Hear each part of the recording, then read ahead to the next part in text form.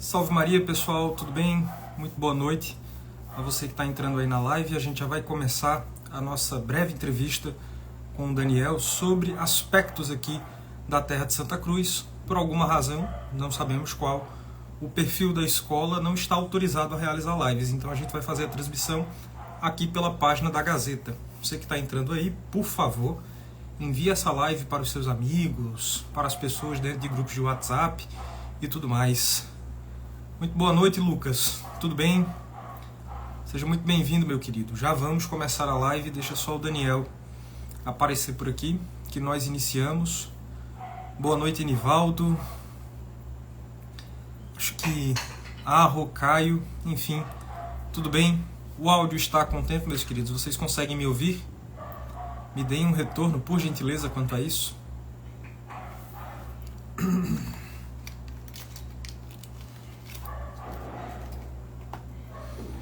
Vamos lá.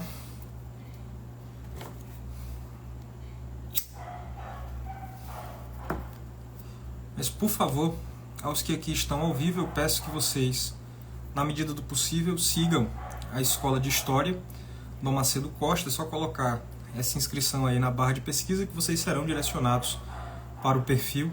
É muito importante. Lucas, você acompanha nosso trabalho há muito tempo? Estás aqui na Gazeta desde quando?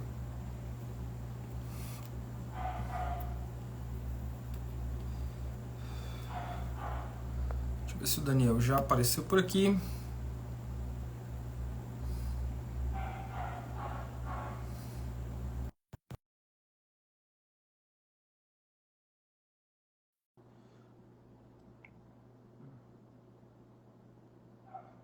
Vou só esperar um pouquinho que a gente comece.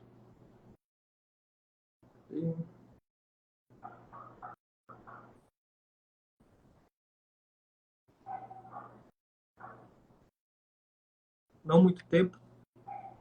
Tem conseguido acompanhar aí o ritmo de publicações da página. Boa noite, Cris. Seja bem-vinda.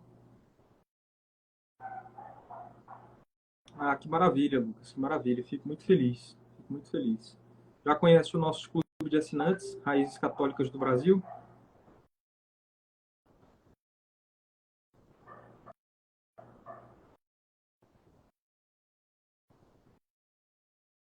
Deixa eu só ver aqui se foi o Daniel quem falou comigo no WhatsApp.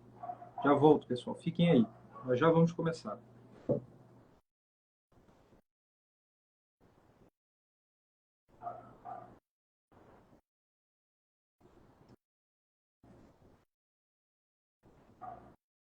Pronto. Era o Daniel, sim. Vamos lá.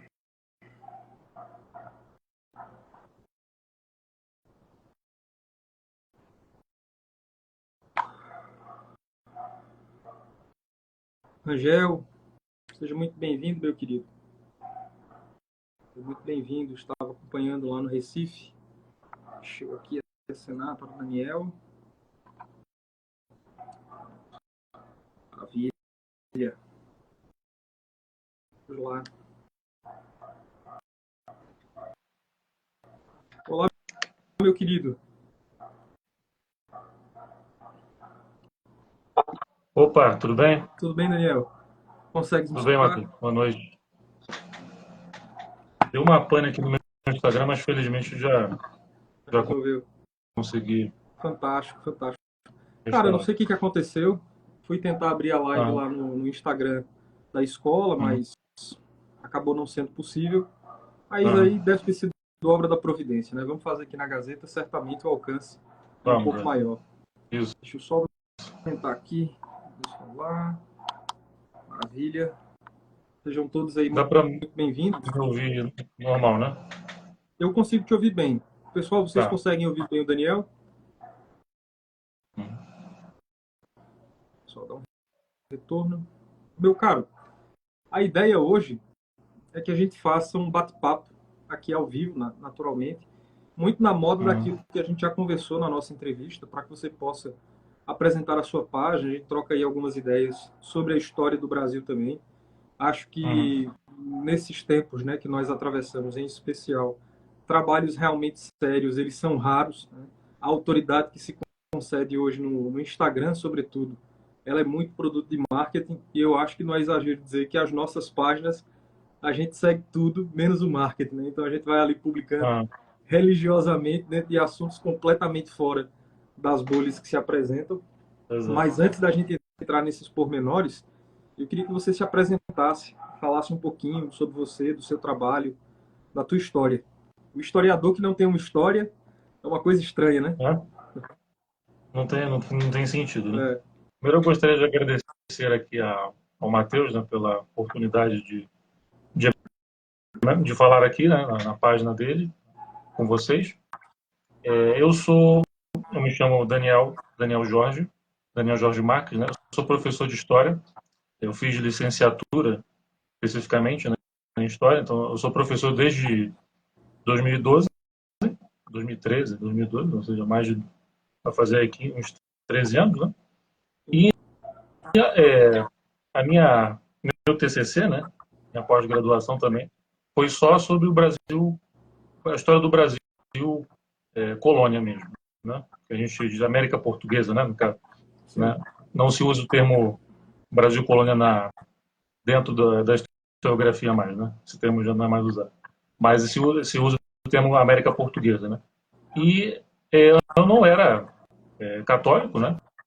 Eu fui criado em família protestante, quer dizer, parte da minha família e outra não, católicos, né? Uhum. E eu acabei me convertendo a isso há pouco tempo, e batizado no final do ano passado só, recebi os sacramentos todos da igreja há poucos meses, então é uma conversão recente, né, no caso, seria, por Sim. causa justamente pelo interesse que eu tinha na história da igreja, na arte da igreja católica, né, na música, porque eu já trabalhei por uns anos como violinista, músico na igreja, na igreja que eu fui criado, né?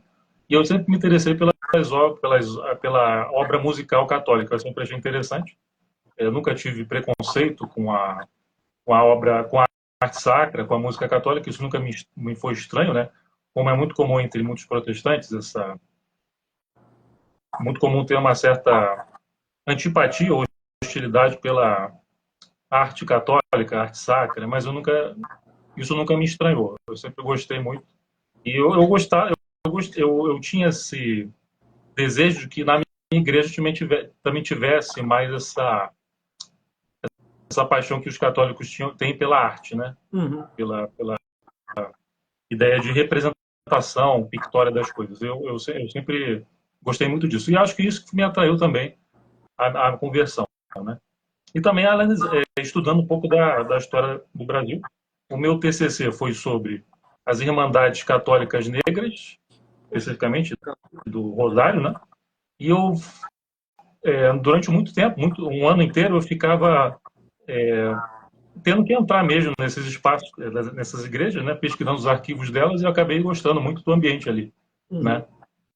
Isso acabou me ajudando a entender um pouquinho melhor a importância do catolicismo na formação do povo brasileiro, na história do Brasil mesmo, que não tem como você entender direito como foi a formação do Brasil, né?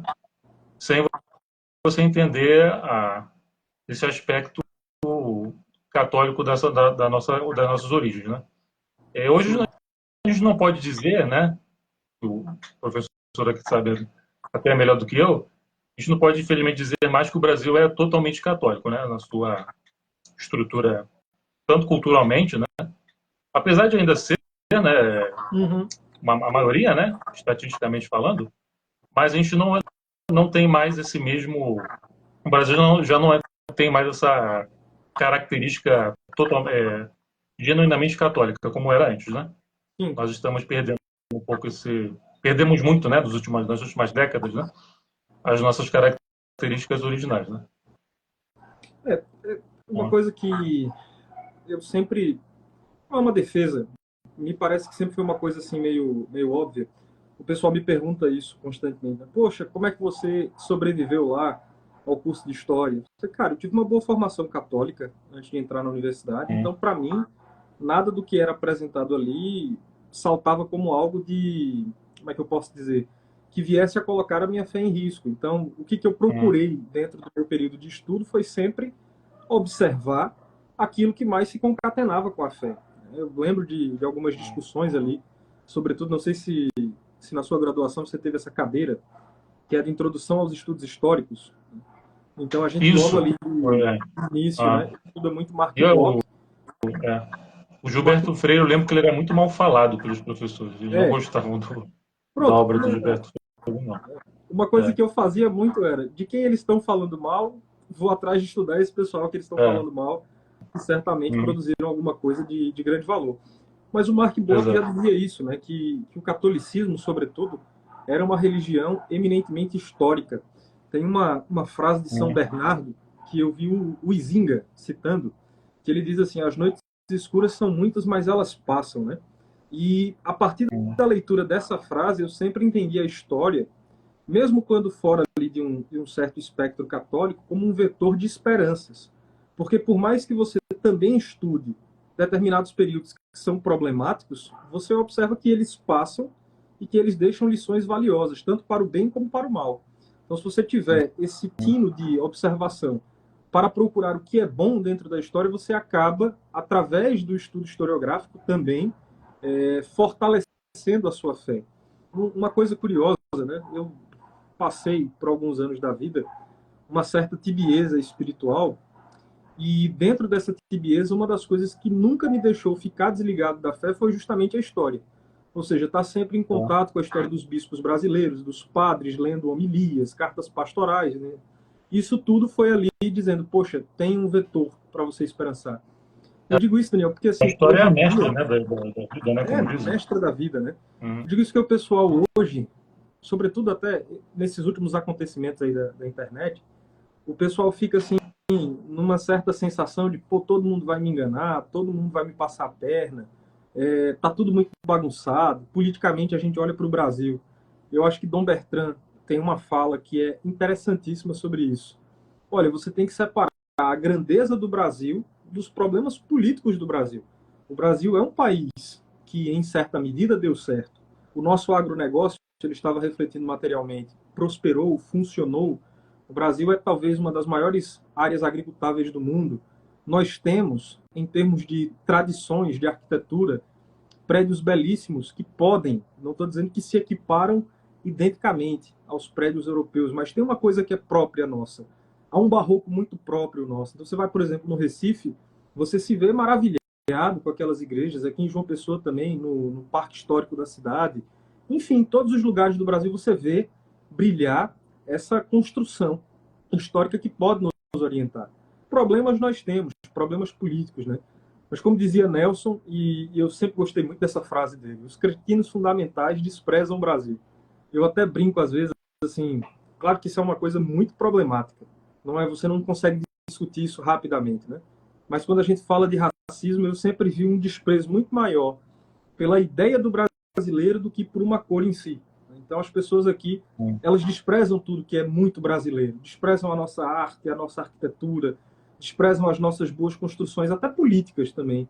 Mas você vê, cara, o Gilberto Freire, né, que você comentou agora, um historiador muito afamado no próprio meio ali da Escola dos Análises, posteriormente, é claro, ao Mark Bloch. O Gilberto Freire, por exemplo, eu soube até recentemente que ele teve influência naquela teoria de longa duração do Brodel.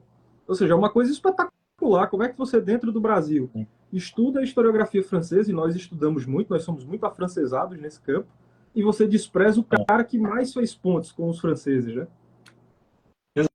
E de Exato. E fato, isso é assim. eu tenho até uma certa inveja com o Nordeste, porque, por exemplo, João Pessoa, eu vi no centro histórico, ele é até mais bem preservado do que daqui do Rio, que eu sou do Rio, e às vezes eu vou no centro, porque eu gosto muito de no convento de Santo Antônio, que ainda um pouco preserva um pouco dessa origem antiga, né, do Rio, mas não tem muito mais assim coisas. O Morro do Castelo foi derrubado, né?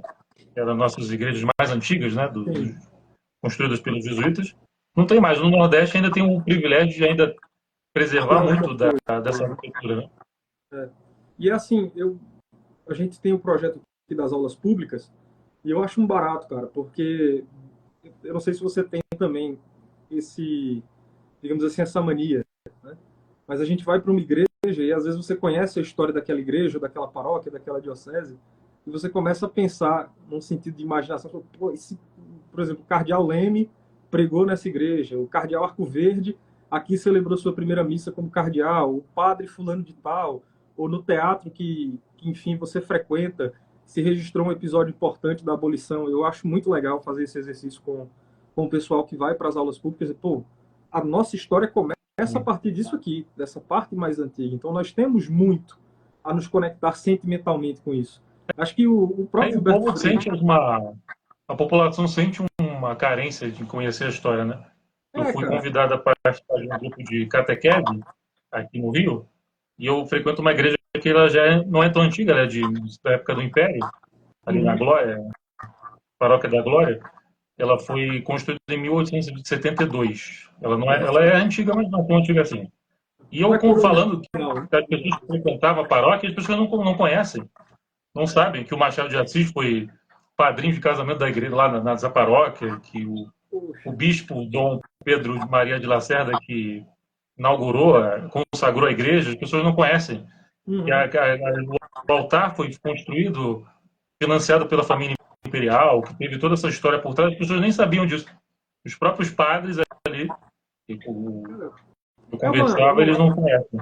Eu acho que é uma pergunta interessante para a gente começar essa conversa, Daniel. Como é que você enxerga essa desconexão mesmo do brasileiro com o seu passado? Eu sei que tem alguns fatores mais corriqueiros, né? Um deles a gente já falou aqui, um certo desprezo pelo que é próprio do Brasil. Mas é curioso, por exemplo, eu tenho um livro aqui, acho que ele é de 1982, mais ou menos, ou é de 1992, mas comemorou-se no Instituto Histórico e Geográfico Paraibano o centenário de criação da Diocese da Paraíba.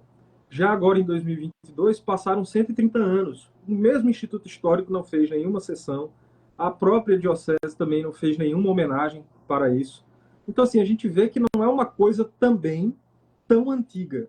Parece que esse desprezo pelo Brasil está um tantinho mais potencializado agora, né? Eu digo sempre, o pessoal fala assim para mim, cara, a gente está vivendo uma onda de conversões muito grande. É verdade que pessoas estão se convertendo, mas se você analisar, digamos assim, um tanto quanto sem esses filtros da internet, você vai ver que o protestantismo no Brasil ele cresce de maneira muito acelerada e que esse crescimento ele não é equiparável a essas possíveis conversões que você tem tido do protestantismo para o catolicismo. Seria esse um vetor? Eu não sei como é que está na Paraíba, eu acho que não está como aqui no Rio, e aqui os católicos já estão em 45%, eu acho, da população. Nossa. Não, ainda é a maioria comparado com outros grupos, mas já não é a maioria absoluta, né? Então, eu acho que tem a ver justamente com a destruição da nossa identidade. Por exemplo, uma coisa que você comentou da sua conversão através da história, eu acho interessante que esse desprezo também, como você bem colocou, né?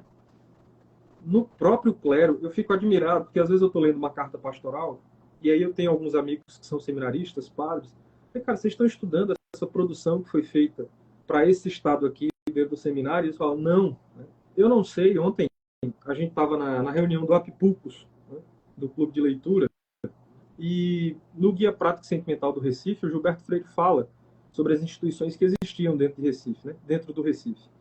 Eu disse, cara, será que essa aglomeração das universidades, no sentido de você colocar, por exemplo, o FRJ, o ERJ, o FPB, o FMG, de você ter colocado tudo dentro de um mesmo balaio, será que isso, de repente, não cooperou para que você tivesse uma certa diminuição do brilho das disciplinas? Porque, poxa, você não tem dentro das universidades, eu acho que a gente pode dizer sem exagero, uma produção como a do Instituto Histórico e Geográfico brasileiro.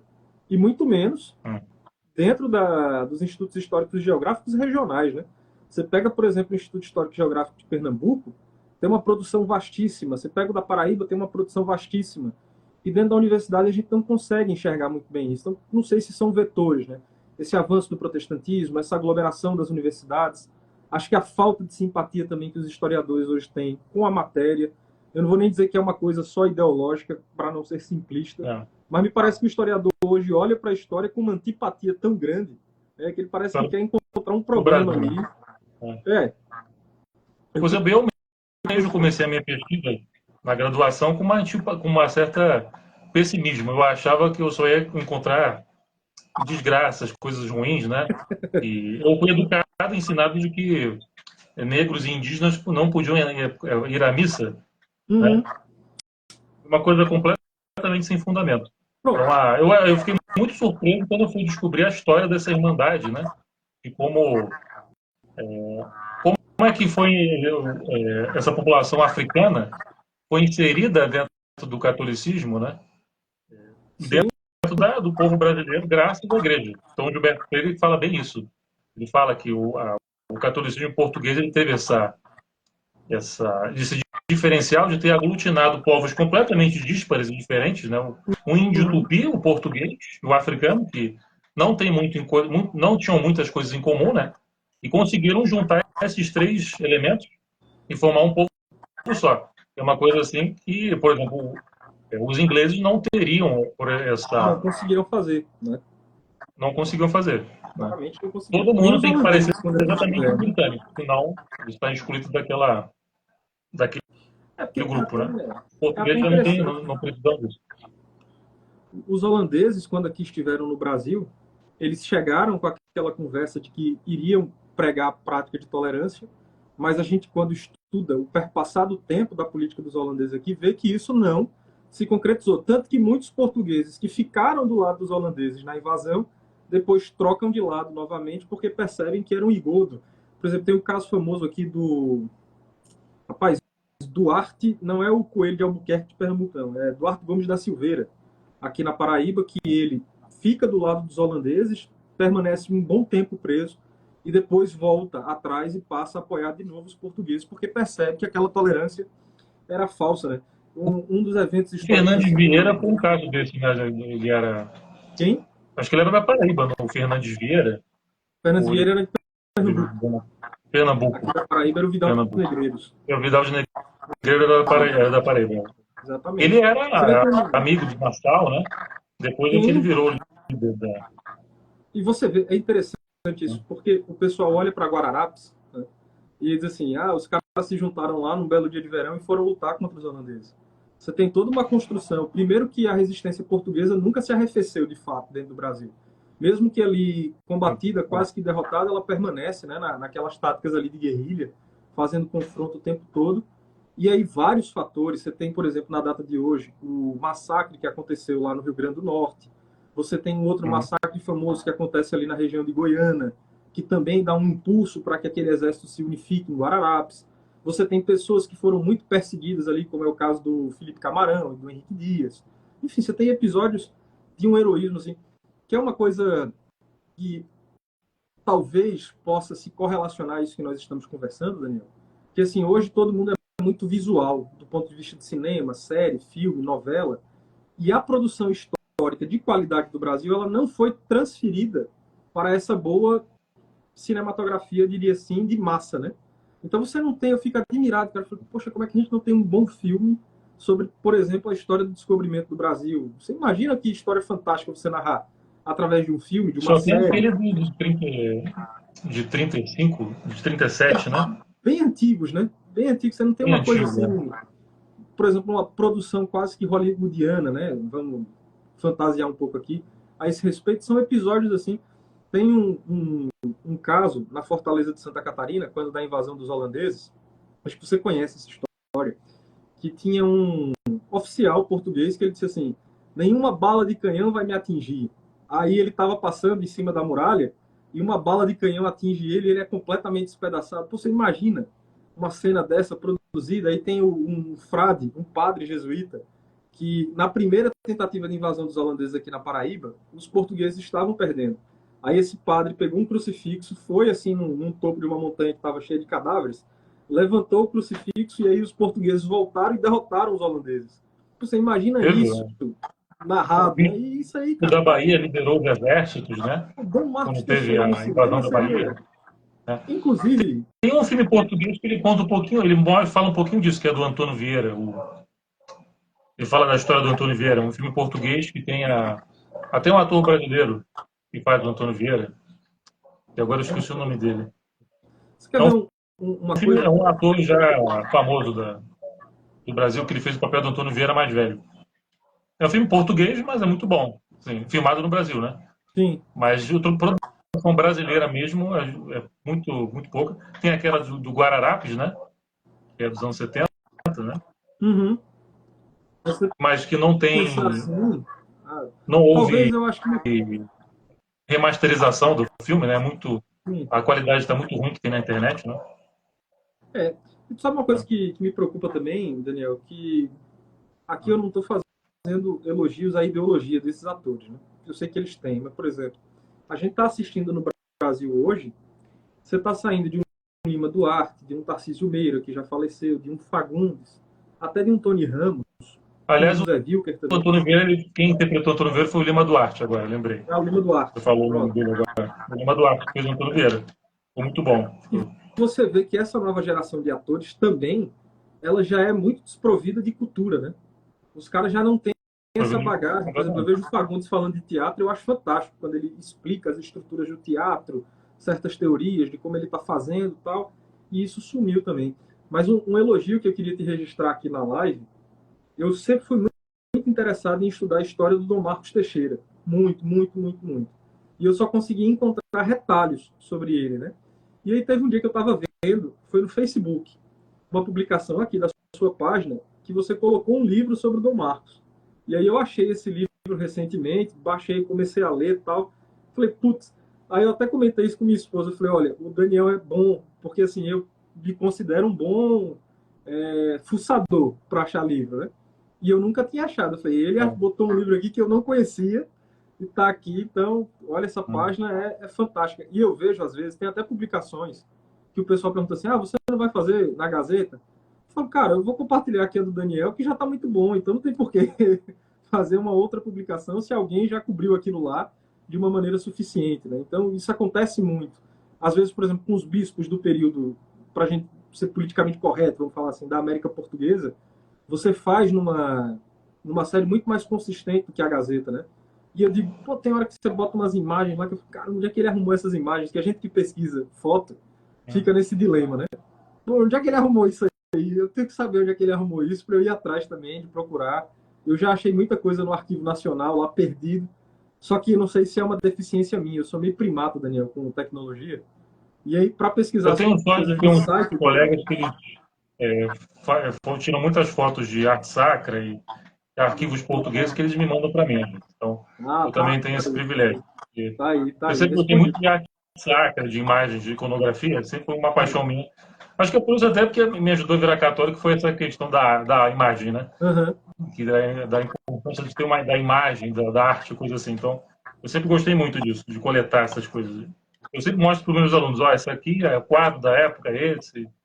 Por exemplo, uma pessoa que foi muito retratada dessa época foi o Anchieta. Tem muitas imagens dele, né? Sim, Sempre tem uma imagem do lado de uma onça, do lado de uma da natureza, e a imagem dele foi reproduzida na Europa inteira. Eu acho muito interessante isso. Assim. Tem quadros dele da Alemanha mostrando ele no Brasil. Foi muito interessante. E o Anchieta, eu vi que recentemente o Centro Dom Bosco reeditou, né, a biografia até do... Ver se eu consigo pegar ela aqui. Do Anchieta, né? Acho que é do Anchieta do Nóbrega. Aqui, ó. Do Anchieta Patrimônio Vasconcelos. Que eu, particularmente, quando eu já tinha lido digitalmente, né? Eu falo, cara, pô, como é que um livro desse aqui não tá na praça de novo, não tá aí pra gente conhecer a história do Anchieta? Porque me parece que é um dos melhores. Ele, o Padre Serafim Leite, em termos de produção sobre é muito bom. Mas nesse sentido, Daniel, quando você vai, por exemplo, para a lida de uma sala de aula, quais são aí as referências que tu costuma utilizar? Porque eu vejo que tem uma coisa hoje, e é bom que a gente fale sobre isso, o pessoal é um tanto quanto purista com bibliografia, né? Tem gente que chega aqui, eu acho que você deve receber essas perguntas também. Pô, me indica uma bibliografia para eu estudar sem um vetor ideológico. Eu falei, cara, você precisa ter maturidade. Às vezes você vai precisar ler um autor marxista, porque só ele vai te dar informações sobre aquilo. Não tem jeito. Né? Tem jeito. Vai ter alguma... a maioria dos artigos que eu leio sobre o Anchieta, geralmente tem alguma crítica à figura dele. Sim. a Nóbrega, mas tem algumas informações interessantes. É bom, é só você já identificar ali o que está de errado naquele. Você consegue perceber o viés já do autor rápido, né? Com a Você, leitura. você Aí parte você desse extrai o que tem de princípio, bom ali, né? você parte desse Não princípio precisa também. ter temor de ler, né? Eu tive uma excelente professora, Daniel, era marxista, inclusive, mas era uma excelente professora de introdução aos estudos históricos, a professora Regina Celi. Não sei se você já leu esse livro dela, ficou até famoso Ah, aí, sim, esse já. lado marxista, Ah, que é o Guerras e Açúcares. Cara, as isso. aulas dela eram fantásticas, e uma coisa que eu aprendi com Regina, e ela dizia isso constantemente, né? Até em conversas privadas que a gente tinha. Olha, o fundamento de todo bom historiador é a teoria da história. Quem quer estudar história precisa conhecer teoria e, por consequência, precisa entender minimamente de filosofia para não se deixar levar por todo tipo de ideia. Ela era marxista, mas era muito honesta nesse ponto. Então, por exemplo, ela nos apresentava os autores, não vou dizer de maneira imparcial, porque a gente sabe que isso não existe em teoria da história, mas ela apresentava a obra daquele historiador. Então, por exemplo, eu conseguia aprender Koselleck com Regina Célia, Brodel, Legoff, Marc Bloch, Lucien Febvre, Thompson. As aulas dela sobre Thompson, que é um historiador marxista, eram fantásticas. O próprio Hobsbawm, Christopher Hill, todos esses autores aí, o Carr, que eu vejo que é um autor hoje muito pouco citado no cotidiano dos debates aqui que a gente vê na internet, né? Mas o Eduardo Carr, naquele livrozinho dele, O que é História, eu acho que também tem umas sacadas ali interessantes e que eu sempre costumo dizer isso para os meus alunos. Olha, vai parecer chato, mas a gente tem que gastar um tempinho aqui falando de teoria da história, porque é com isso aqui que vocês vão aprender a se vacinar, de estudar aquilo que vocês não acreditam e colher o que é positivo dentro das obras, né? Eu perco, às vezes eu antigamente eu achava que eu perdia tempo, mas hoje eu sei que é importante de realmente explicar antes de começar a aula até, Uhum. entender, explicar por que a gente está, qual é a origem do estudo histórico, do porquê que houve o Brasil, como é que surgiu o Brasil, que o Brasil ele não é, e às vezes quando fala assim, não, porque o Brasil foi descoberto pelos portugueses, aí você já tem colegas meus que falam assim, não, mas o Brasil já existia antes de Portugal, de 1500. Mas a questão não é essa. O Brasil como lugar físico já existia antes, isso é verdade. Sim, Mas como nação não, né? Não exatamente. tem como você dizer que indígenas nômades, né, do período ali do Paleolítico tinham uma noção de nação. Não existe, não faz sentido isso. Então Exatamente. a pessoa ela realmente não conhece, não tem essa base, né, teórica, ela vai falar bobagens até sem querer mesmo. Às vezes Exato. pode ser até de boa fé a pessoa erra, né? Fala Eu besteira, lembro fala que bobagem. foi inclusive Regina quem me ensinou sobre isso. Ela diz, olha, ela falava essa frase direto. O bom historiador, ele sempre se descreve em sua obra, né? E o que ela estava querendo dizer com isso? Ele confessa quem ele é. Então, uma coisa que eu presto muita atenção quando eu vou ler algum livro, que vamos chamar assim, bem entre aspas, perigoso, falou, esse cara aqui está se confessando assim, assim, assim, eu já sei o que eu posso esperar da obra dele. Um exemplo recente disso, tem uma biografia do Gilberto Freire sobre ele, né, que é do Chacon, que era um aluno do Gilberto Freire, mas o Chacon tem, se eu não me engano, preferências marxistas. E ele próprio fala na introdução da obra, olha, eu tenho as minhas disposições marxistas, mas a matéria analisada aqui é a vida do Gilberto Freire. Então eu vou passar para vocês aquilo que eu aprendi com o Gilberto sobre ele e tentar descrever o itinerário intelectual do Gilberto Freire. Eu acho isso muito valoroso. Quando um historiador faz isso, quando um professor, né, eu não vejo assim problema no professor, de verdade não vejo problema no professor ser marxista, ser liberal. O meu problema é quando ele não fala isso para os alunos.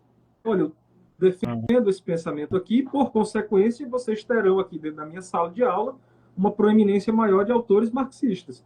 Quando o professor faz isso, você tem um aproveitamento da aula muito mais bacana. Porque você até diz, pô, vou aprender um pouco aqui sobre o pensamento, né? Exato. Pois eu gosto muito hoje em dia, eu confesso que eu gosto mais das fontes primárias. Assim, eu pegar um documento de 1700 e ler daquele português mesmo. Eu acho muito interessante aquele português do, que é o S, não, a letra F, eu acho que tem o S, né? Aquela ortografia antiga, eu acho, barroca, né? Eu acho muito bonito de ler aquilo ali. Então, às vezes eu me perco ali lendo aqueles textos antigos, porque tem muita coisa ali que é muita informação interessante, que as pessoas nem leem mais, por exemplo, né? Eu não sabia, por exemplo, que a esposa do Felipe Camarão, a Catarina, eu acho que é Catarina Camarão, ela é mencionada num livro de biografias da Rainha de Portugal. A Rainha de Portugal tinha um livro de cabeceira dela sobre grandes mulheres da história portuguesa. Foi escrita por um padre. A esposa do rei Dom José I, eu acho. A Rainha Mariana. Ela tinha um livro de cabeceira sobre histórias de personagens femininos. E tem lá mencionado várias mulheres indígenas do Brasil. Eu não fazia ideia, né? Só de ler, por acaso, né? Tinha ali a biografia da Catarina Camarão, outras mulheres indígenas, esposa do Caramuru, a esposa do Jerônimo de Albuquerque, né, que é o Adão Pernambucano, o famoso Adão Pernambucano, né? Acho que praticamente toda a família do Nordeste tem alguma conexão, né, com ele.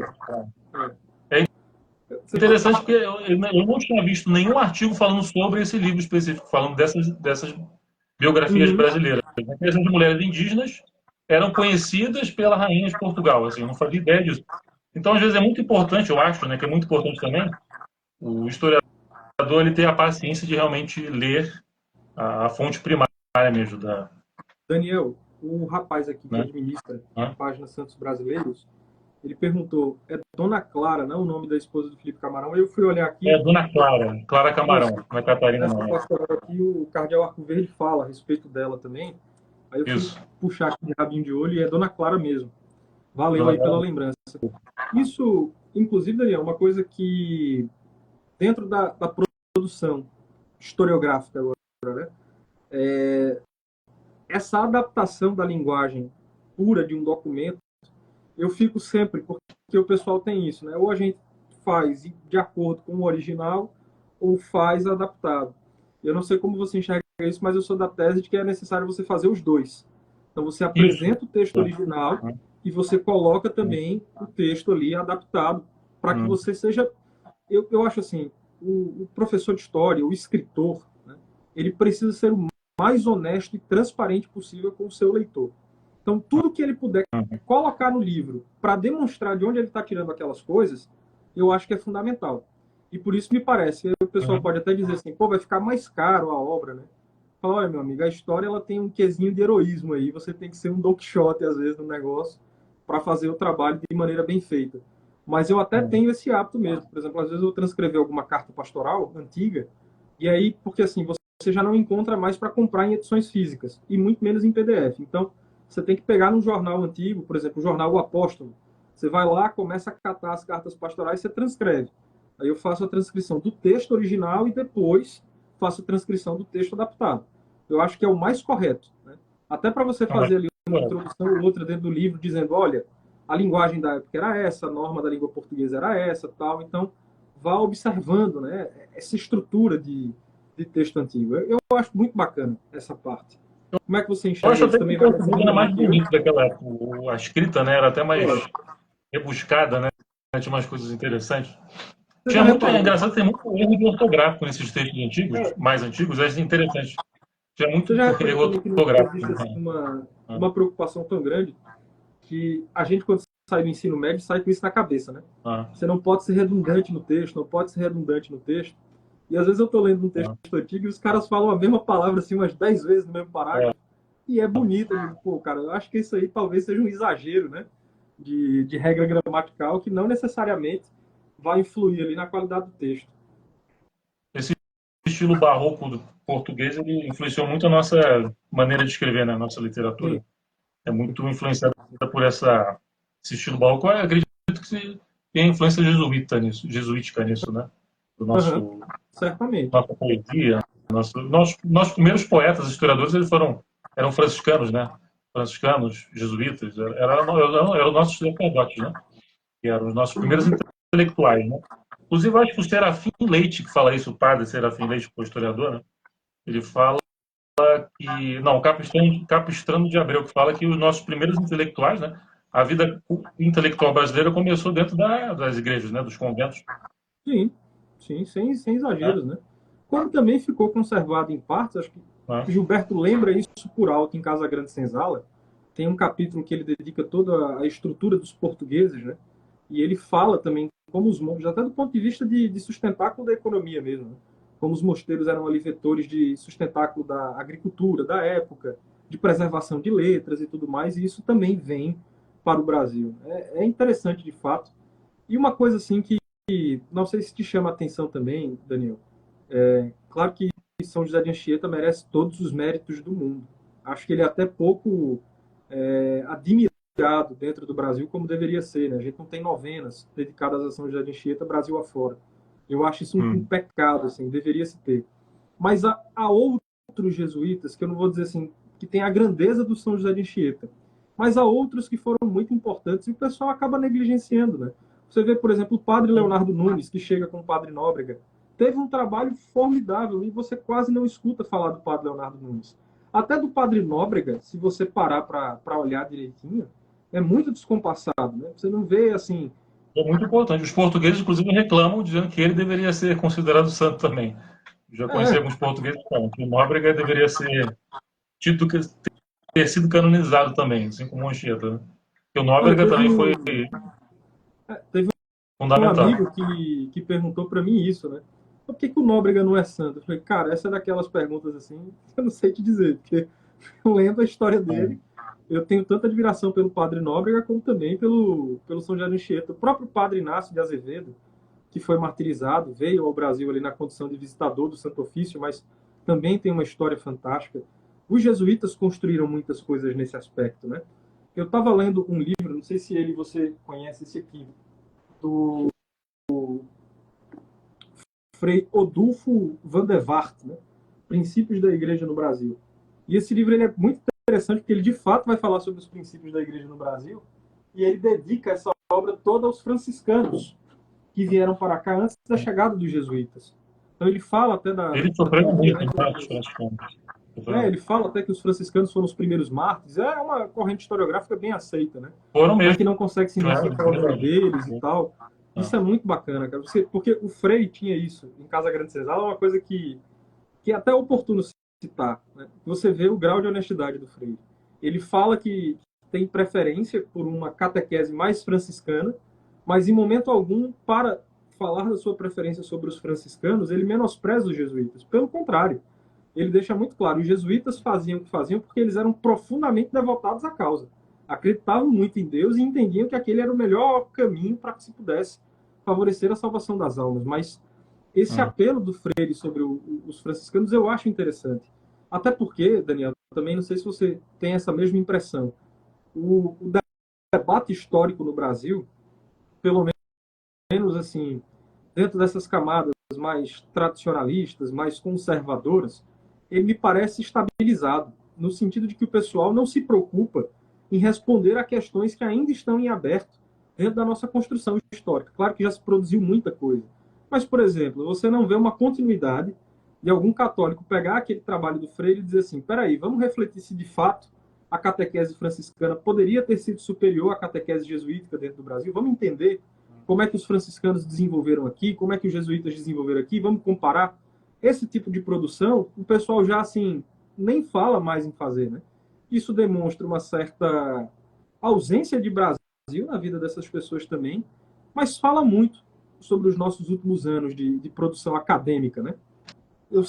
Eu sou suspeito de falar dos franciscanos porque eu fui batizado por um franciscano, mas eu tenho muita admiração por eles. Um franciscano do Frei André das Santas Chagas de Jesus me ajudou muito na minha conversão. Ele é do Ceará, aliás, esse franciscano, esse Caputinho. E realmente tem um ditado, não sei se você conhece, eu acho que é do Nordeste esse ditado, que diz que o jesuíta batizou o Brasil, mas quem crismou foi o franciscano, né? Porque realmente os franciscanos realmente foram os primeiros missionários aqui, né? No Frei Coimbra, né? Mas eles foram martirizados mesmo quando foram estabelecidas as capitanias hereditárias, né? Sim. Eles foram martirizados, sofreram muito, né? Na mão de indígenas hostis, né? Então os primeiros mártires realmente foram esses franciscanos mesmo. Mas um mérito do jesuíta é que ele solucionou o problema da catequese, porque havia essa dificuldade de conversão do indígena mesmo. Uhum. Naquele ambiente da aldeia, eles não estão obtendo resultados na conversão dos indígenas, né? Como Então foi o jesuítas jesuíta, alcançaram. o Anchieta e o Nóbrega, né? Especialmente o Nóbrega, que eles tiveram essa solução de criar as aldeias, né? Os aldeamentos. Sim. Foi ali que foi essencial para a formação do Brasil como a gente conhece, porque se eles não tivessem tido essa iniciativa das aldeias, de criar as aldeias mesmo, jesuítas com a igreja no centro, as casas ao lado, eles não teriam conseguido, de maneira efetiva, converter a população, os nativos, né? Então eles Sim, tiveram sim. esse mérito realmente de serem o que estabilizou mesmo o catolicismo, a conversão Dentro do nosso do, país. do elemento nativo. Porque os franciscanos, depois, né, eles vieram mais tarde, realmente se estabeleceram em 1580, né, 1580 e pouco, Uhum. Os primeiros conventos, franciscanos né, vão acho que se foi da estabelecer Bahia, não depois, os lembro. jesuítas. Aqui na Paraíba, por exemplo, e eu acho que talvez seja um dos melhores exemplos do Brasil nesse caso, a catequese da Paraíba é franciscana. Né? Os jesuítas eles foram expulsos daqui, eles tiveram um problema com os franciscanos. O rei determinou que quem deveria pesar a mão era o governador à época acabou, o governador da capitania da Paraíba, capitão, como queiram chamar, ele acabou declinando em favor dos franciscanos. E os jesuítas foram expulsos daqui duas vezes. Né? Uma nesse início de formação colonial, de formação da Paraíba, e outra pelo Marquês de Pombal. Eu acho que antes da gente entrar até nessa figura, no mínimo controversa, que é o Marquês de Pombal, Daniel, vale a gente refletir. Nós já falamos aqui de vários livros, vários documentos, citações, e uma coisa que eu acho assim admirável no seu trabalho. E estou dizendo isso não só para lhe elogiar, mas é porque eu entendo que é assim que deve ser. Né? Você apresenta muita referência bibliográfica nos textos que você publica. E olhando em internet afora, mesmo no Google, quando a gente vai pesquisar, mesmo dentro dessas páginas que existem também no Instagram dedicadas à história, existe uma carência muito grande de bibliografia. Quando o pessoal me pergunta, fala assim, pô, eu queria uma referência bibliográfica. Cara, dá uma olhada nos nossos destaques. Tudo que a gente publica aqui está referenciado, tem caminhos para você olhar, para você estudar. Dá uma verificada, tem uma aba que eu criei aí, né, nesses destaques, leituras, onde eu compartilho assim uma porrada de livros, por exemplo, sobre a história da Paraíba. O pessoal sempre me pergunta a respeito. E eu acho que esse é um vício alimentado pelo fato de outras páginas que trabalham com história não terem esse cuidado. Um que vai participar aqui amanhã, que é o Lucas, né? A gente esteve agora juntos num congresso lá em Recife, dedicado ao iluminismo. Estávamos eu, o Lucas e o professor Marcelo Andrade. E uma coisa que eu estava conversando com o Lucas, né? E isso é um fato posto. Ele disse, olha, Felipe, existe pouca bibliografia em português sobre a história da igreja a nível geral, né? Não de igreja do Brasil, mas da igreja universal como um todo. Então, o cara que vem estudar comigo me pede uma referência bibliográfica, eu naturalmente preciso perguntar para ele, você fala francês, você fala alemão, você fala inglês? Porque o mundo de bibliografias que existem nesse sentido estão nesses idiomas, em italiano, inclusive, em espanhol, em latim e tal. E aí, o Lucas fez uma vez uma publicação só com boas referências mesmo, bibliográficas sobre a história da igreja. E aqui no Brasil, quando a gente vê alguém trabalhando com história da igreja, o cara, no máximo, fala da Regine Pernod, fala do Daniel Hoops, fala do Thomas Woods e não sai disso. Eu digo assim, mas não existe só isso, gente. Tem muito mais coisa, tem uma coisa muito mais profunda. Como é que você avalia, né, esses outros trabalhos? Como é que você enxerga essa tentativa do pessoal estar construindo aí digamos assim, aquele velho lema, né? Saiba porque você não foi enganado. Saiba porque você foi enganado na escola e tal. E me parece que vira uma enganação, né? Da enganação. Como é que tu enxergas essas coisas? Eu gosto muito do conteúdo do professor Marcelo Andrade, né, e do Lucas também, Lancaster, né? São Sim. muito bons. Eu sempre acompanhei muito o trabalho do professor Orlando Fedeli, não sei se você conhece a obra Sim. dele, que ele foi Você professor do sabe que Marcelo Andrade, né? o meu professor, eu comentei aqui no início, né? Que eu recebi uma boa formação antes de entrar na universidade. Que era o meu coordenador de grupo de coroinhas. E ele era um apaixonado pelo Orlando Fedeli. Então eu escuto falar do Orlando Fedeli desde que eu tinha ali 13, 14 anos de idade. O que Mas chama a assim, atenção do professor Holanda é que realmente ele bebia muito da fonte da historiografia francesa. sim. E realmente eu acho que a França tem muita coisa assim, e eles são muito fechados, né? Eles não traduzem para outros Uhum. idiomas ali. Então, se você não saber francês, se você só ficar no inglês ou no português, que é o mais comum, né, entre o professor pelo menos, ficar só no francês, né, ficar só no inglês, no Uhum. português e no espanhol, o francês tem que conhecer pelo menos o básico de francês para poder entender um pouco dessa questão que muitos professores no Brasil têm, é um problema, né, que é da meta-história, né, de você Sim. analisar a história não só nos pequenos detalhes, porque realmente a gente tem muito esse problema na universidade dessas pequenas historinhas, assim, da pessoa ficar só presa nos detalhes e se Uhum. esquecer da meta-história, né? Esquecer Sim. dos grandes eventos. Mas o Brasil, ele foi o Gilberto Freire fala que o nosso catolicismo ele vem do Concílio de Trento, né, da Contra-Reforma que Portugal liderou, essa missão Sim. dos papas do Concílio, né, de Trento, em contra-atacar essa revolução protestante. Então o Exato. Brasil foi esse triunfo, né, dos portugueses, do padroado, da coroa, né, começa Uhum. então lá com Dom João III, né, ele manda os jesuítas, Sim. envia os jesuítas para cá, né. Então fica muito mais fácil de entender o contexto do Anchieta e dos jesuítas, todo o processo de catequese, quando a gente consegue compreender então que na Europa estava acontecendo a grande, as grandes guerras de religião, né? E o Brasil está inserido nisso aí, né? Sim. Possível. Os holandeses, né, vieram para cá justamente por causa disso, né? E isso aí é uma.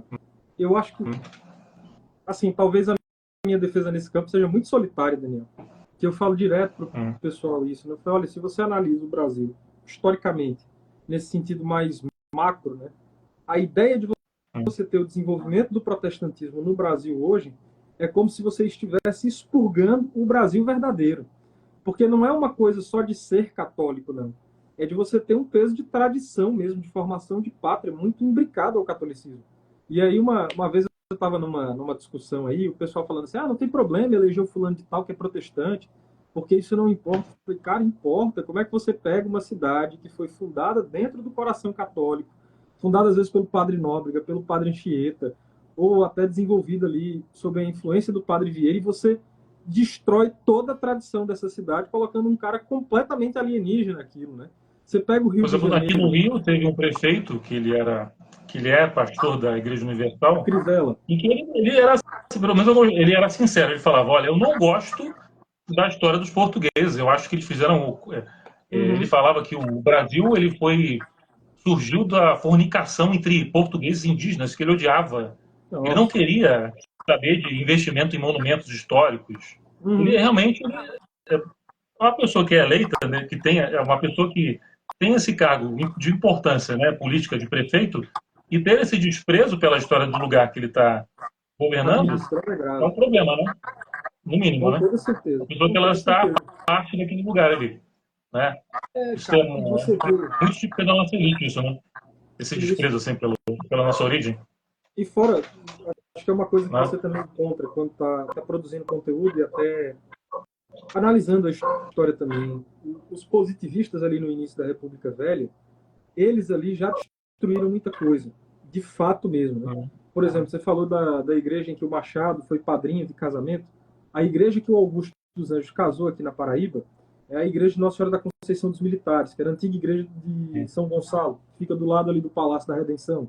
Essa igreja já não existe mais. Ela foi derrubada. O Dom Pedro, quando veio aqui, e sua esposa, Dona Teresa, assistiam missa nessa igreja. É uma igreja muito importante. O seminário mais antigo da Paraíba, que era o seminário que funcionava ali no que a gente chama de hoje é a faculdade de Direito, né? Uma parte da faculdade de Direito funcionava ali. Mas o primeiro seminário foi instalado aqui pelo padre, não é Malagrida, é Malgarida, né? O padre Gabriel Malgarida, que foi depois perseguido pelo Marquês de Pombal. E você vai lá hoje, não existe qualquer referência a esse respeito. Derrubaram a igreja, quem derrubou foi o João Pessoa, o presidente. E aí fala-se muito, né? Porque eu queria melhorar a ventilação. de fato, João Pessoa construiu uma outra igreja dedicada a Nossa Senhora da Conceição, fica mais perto da rodoviária de João Pessoa, mas o que você perdeu naquela construção mais antiga é triste. E aí, por exemplo, a igreja de Nossa Senhora do Rosário dos Pretos aqui, ela ficava no que a gente chama de Avenida Duque de Caxias. Ela foi derrubada também em razão de uma reforma urbana. Mesma coisa de uma antiga igreja, que era a Igreja de Nossa Senhora das Mercês. E você viu esse movimento acontecendo, e lá atrás foram os positivistas, aí a gente teve também ali um influxo na arquitetura das igrejas por parte do clero da Teologia da Libertação, e hoje eu vejo um abandono maior, porque os padres mesmo já não possuem cultura de arquitetura sacra, e a gente também não tem arquitetos muito bem formados nesse campo, mas quando você coloca um cara que não tem apreço pela história do Brasil para administrar a cidade, ele vai se importar muito, muito, muito pouco com o centro histórico, por exemplo. E aquilo vai ficando abandonado, vai ficando à míngua, né? Você preserva ali, o pessoal fala assim, vamos produzir cultura aqui no centro. Mas as igrejas, os prédios antigos, eu vejo muito Thomas comentando isso. Aqui em João Pessoa eu vejo mais, né? Mas vejo o Thomas comentando sobre isso, acho que ele tem razão. Você passa na frente de casas de algumas pessoas ilustres e nem registros de que aquelas pessoas lá moraram existem mais, né? Então eu não sei como que aí no Rio você faz.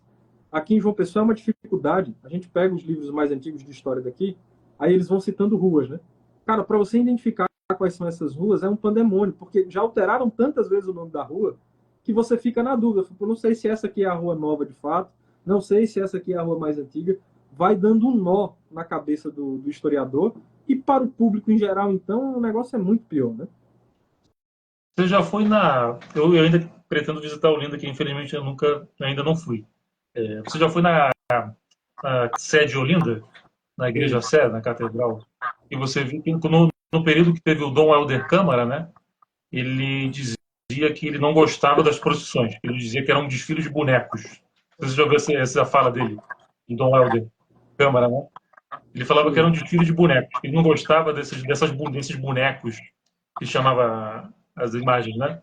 E é interessante que na época dele teve uma conivência do IFAM também, né? Nisso, que houve a igreja ela tá pelada, assim, entre aspas ali dentro, né?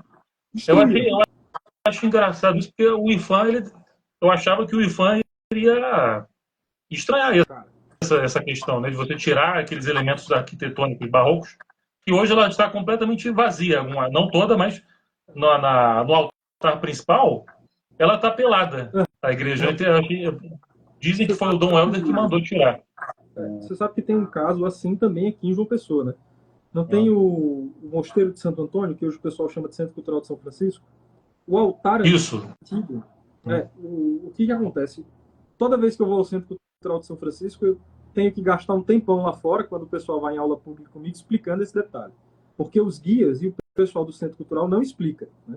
O Centro Cultural de São Francisco ficou como quartel da Marinha por um tempo, dentro do Império. Por conta de várias leis do Império, as ordens religiosas foram muito prejudicadas aqui. Isso nós não podemos negar, né? Foram praticamente esvaziadas. E como é que com 3 franciscanos você vai cuidar de um convento daquele tamanho? É impossível. E aí foi cedido para a Marinha. E o altar original do Centro Cultural de São Francisco, ele se perdeu. Quando Dom Adalto assumiu a diocese, ele tinha uma escolha. E, assim, eu entendo demais Dom Adalto. Ou ele reformava o prédio inteiro para abrigar o seminário dele, ou ele ia gastar os poucos recursos que ele tinha na Paraíba, ali do final do século XIX, para reconstruir o altar. O que Dom Adalto fez? Ele tirou o altar, que não tinha mais como recuperar, e construiu um outro, muito mais simples, mas construiu um outro. Aí o IFAM, junto aqui, né, com essa corrente mais progressista, digamos assim, dentro da arquitetura, eles resolveram que era melhor tirar o altar que Dom Adalto tinha colocado e deixar um vão, um vácuo, um vazio. Aí tem lá uma parede branca, com um crucifixo no centro, e aí você perde, porque assim, é uma coisa, o Hugo está aqui nos assistindo, o Cabral é meu amigo, e ele participa também do Clube de Leitura há poucos. É uma coisa que a gente conversa muito, né? A arquitetura, ela não pode ficar imóvel, porque precisa, de fato, se adaptar aos tempos. Aí aqui no Conde, por exemplo, você tem a Matriz. É uma igreja que vem ali mais ou menos desde o século XVIII, 1748, foi fundada a freguesia do Conde, né? A Matriz é muito pequena, Daniel. Claramente não comporta mais o número hoje de habitantes do Conde. Aí a paróquia teve que construir uma comatriz, porque ela não pode expandir a matriz. Eu digo, cara, isso é um absurdo. você faz uma expansão, mas respeitando a arquitetura da igreja, né? Como foi o Antigamente caso de Olinda. era muito comum isso. Igrejas muito Sim. antigas que elas têm várias características barroca, neoclássica, né? Eclética. Você tem uma mistura ali de arquiteturas, né? Porque antigamente não havia essa ideia de você preservar exatamente num período determinado. Você tem muita igreja no Nordeste, que eu já vi, que o IFAM modificou, ele tirou a fachada original, né? O rococó, porque Sim. os arquitetos do IFAM não gostavam do rococó. Então eles É tiravam isso, né? para deixar no estilo maneirista, né? É, Você tem, eu acho estranho, porque o rococó é bonito também, né? sim. É um período histórico nosso, do século XVIII, A né? Mas não, ele fachada não da pode, porque Catedral de o Olinda, rococó já é decadente, né? Um monte de, não é decadente, né? a fachada antiga da Catedral de Olinda, de fato, era gótica, né? E Era aí você gótica. teve uma reforma, primeiro ali pelo Dom José Uhum. Pereira de Barros, se eu não me engano. Ele reformou e deixou ainda bonita. E, sobretudo, com a parte interna preservada. Quando foi no governo do Dom Helder, aí, de fato, eles pelaram a fachada, que eles disseram que queriam aproximar a fachada do período colonial, e pelaram a parte interna. Eu falei, então, derruba a igreja e constrói a igreja de Taipa, pô. Se vocês querem colocar aí próximo do É. período colonial, isso não faz sentido. Você construir ali a igreja de Taipa provisoriamente, para que com o tempo você tivesse recursos para desenvolver, né, um prédio mais robusto. Essa lógica do IFAM é curioso, porque hoje pode ser vantajoso, porque pelo menos eles preservam a igreja. E como Uhum. tem uma cultura muito ruim no meio do clero, se fosse deixar o clero atual reformar tudo, ia se perder. Mas aí você Eles iam fica entre a derrubar, cruz e a provavelmente. espada. Que o IFAM fecha a igreja, deixa lá para ser reformada, sabe quando Deus, e o clero progressista, por outro lado, também, se puder reformar, Já derruba não tudo, entende né? o que você. Já não gosta daquele. Do barroco, já não entende o barroco, né? Isso, É. isso. Tanto Por exemplo, que, quando você vê as naquele período construções do atuais, Dom né? Marcelo Costa, né? Teve Sim, um. Eu achei muito interessante as igrejas construídas por essa geração. Essa geração do Dom Dom Vital, Vital, do Dom Dom Marcelo Costa, Macedo, que era do neogótico, né? Tem sim, muitas igrejas. O neogótico também tem o seu espaço, né? Apesar de ele não ter origens no período português, né? sim. Mas ele também tem a sua beleza, né? Então tem muitas igrejas aqui na zona sul daqui do Rio que foi construído no período do Uhum. Dom do Pedro Maria de Lacerda e até mais ou menos o Leme, do Dom Leme, né? Sim, O passa pelo engraçado é que arqueiro. até a época do Dom Leme, você ainda tinha igrejas que eram construídas no estilo gótico, né? Neogótico e neobarroco também. Interessante, ele tinha igrejas que tem algumas igrejas que a gente acha que é do período colonial, mas você vai lá ver a data, é de 49, A de Catedral de São Paulo é um 30, exemplo 30, disso, dos né? anos 30. É interessante É, isso. é Dom Teve um Duarte Leopoldo quem começa ali, relevamento, né? Ah, Dom Duarte Leopoldo quem começa o projeto de construção da nova Catedral de São Paulo, e ela é uma catedral neogótica, né? Agora sim, você vê que tem uma coisa interessante na parte interna da Catedral de São Paulo, que é onde a gente consegue estabelecer a diferença clara entre um Dom Duarte Leopoldo, um Cardeal Mota, um Dom José Gaspar, que foram arcebispos de São Paulo no passado, que tem uns traços no altar que são em verde e amarelo, né? Naquelas pedras de mármore, assim. Isso é muito bonito de você reparar, essa referência às cores da pátria, que hoje seria completamente impensável dentro de uma construção recente. Mas, Daniel, para a hum, gente se encaminhar aqui para o hum, final, já vamos batendo aí uma hora de conversa, fica aqui o convite, desde já, para que você venha, eventualmente, dar algumas aulas aí na Escola de História. Uma hum. proposta que a gente está tendo com a Escola de História do Macedo Costa, e que eu quero pegar muito no pé dos alunos nesse sentido, é dizer assim, olha, não tem como você aprender história sem leitura. Porque hoje o pessoal tem esse vício, acho que é até muito alimentado, por conta daquelas apresentações de 45 minutos nas salas de aula que a gente tem no ensino médio, né? A gente tem que correr, Ah, tem que seguir o cronograma do livro didático.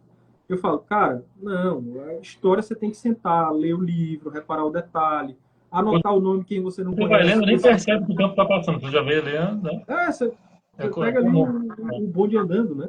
Aqui no Brasil tem Exato. essa coisa que, infelizmente, foi até criada pelo Epitácio Pessoa. Nesse ponto, eu tenho que fazer essa crítica a ele, de juntar as cadeiras de história. Né? Você tinha a cadeira de história do Brasil, que o Capistrano de Abreu até protestou muito quando ela foi abolida do Colégio Dom Pedro II, e você juntou. Eu acho isso muito danoso, porque você obriga o professor de uma mesma história a falar de história do Brasil, de história universal e às vezes até de história regional. E acaba que ele não consegue falar de nenhuma das três.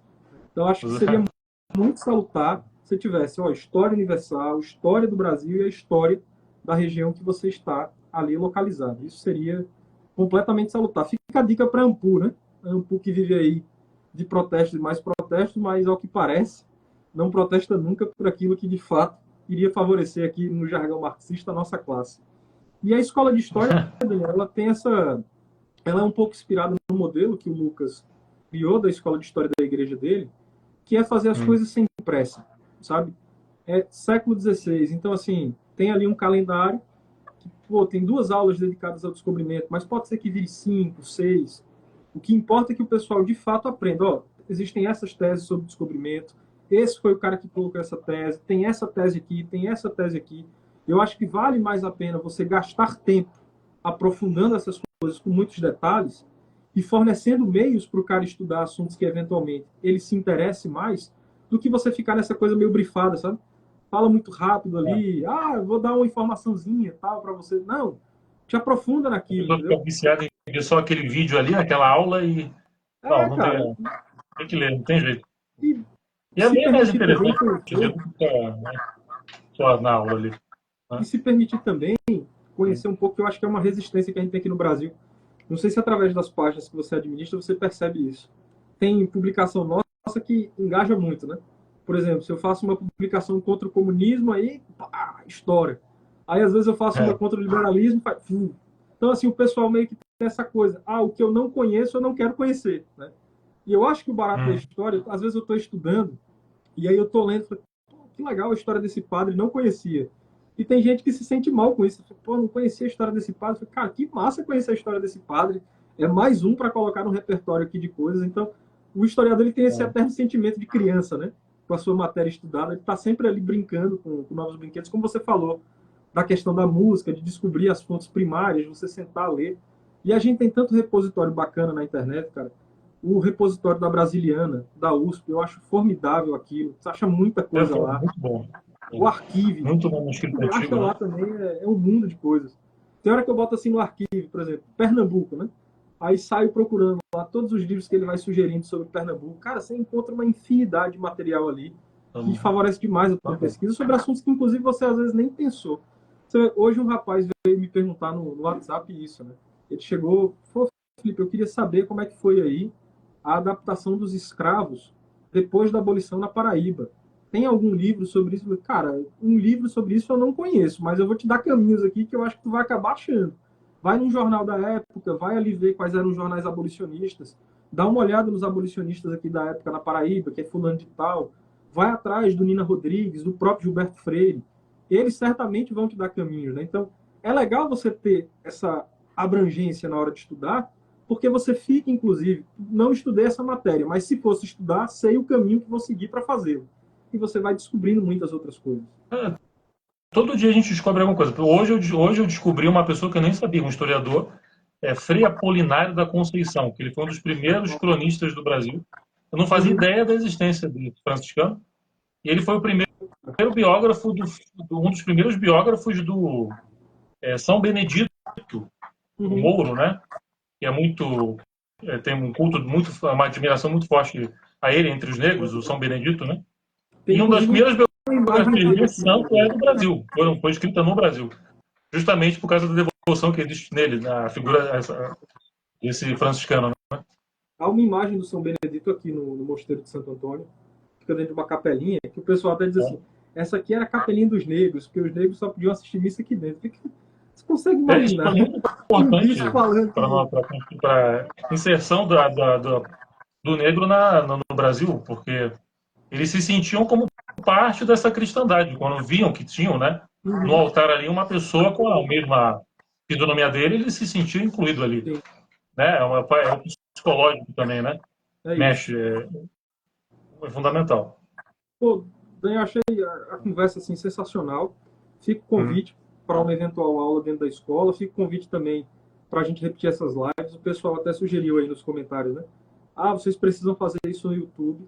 A gente está trabalhando nessa ideia de transferir o que é denso do conteúdo da Gazeta para o YouTube, mas é mais difícil ali, você até conseguir essa transferência, até se adaptar a um novo formato de rede social.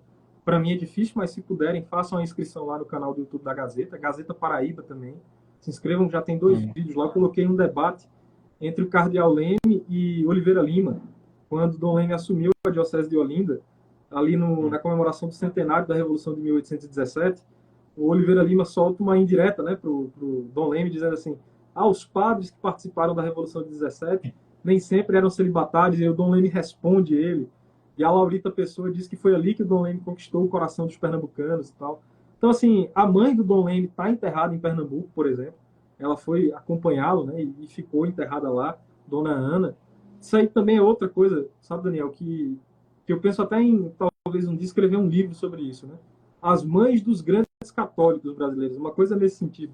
Você falar da mãe do Dom Adalto, do Dom Leme, do Cardeal Arco Verde, a mãe do Dom Vital. Tem umas histórias assim, a mãe do Padre Rolim. Você sabe, né, da história da Fundação de Cajazeiras, que tem a coisa lá. Aquele homem foi impressionante, a história dele.